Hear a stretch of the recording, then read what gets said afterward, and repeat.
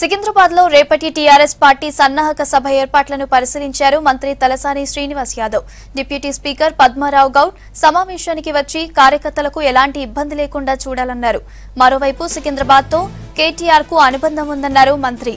భారీ స్థాయిలో కార్యకర్తలు రావాలని పిలుపునిచ్చారు.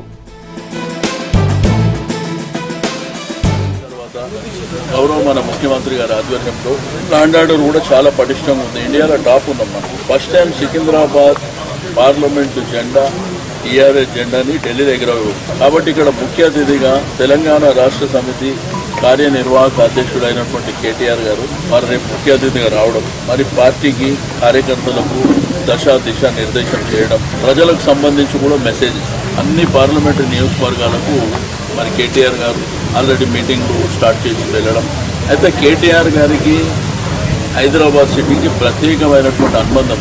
మున్సిపల్ కార్పొరేషన్ ఎన్నికల్లో ఆయన స్టార్ క్యాంపెయినర్గా రోడ్డు షోల ద్వారా మరి ఒకవైపు కార్యకర్తలకు ఉత్సాహం తెస్తూ ప్రజలలో చైతన్యం తీసుకొస్తూ మరి ఒంటి చేతితో 99 సీట్లు గెలిచినటువంటి మొన్న కూడా మా అసెంబ్లీ ఎలక్షన్లో కూడా అన్ని నియోజకవర్గాలలో ప్రత్యేకంగా వారి యొక్క రోడ్ షోలు ఉండే.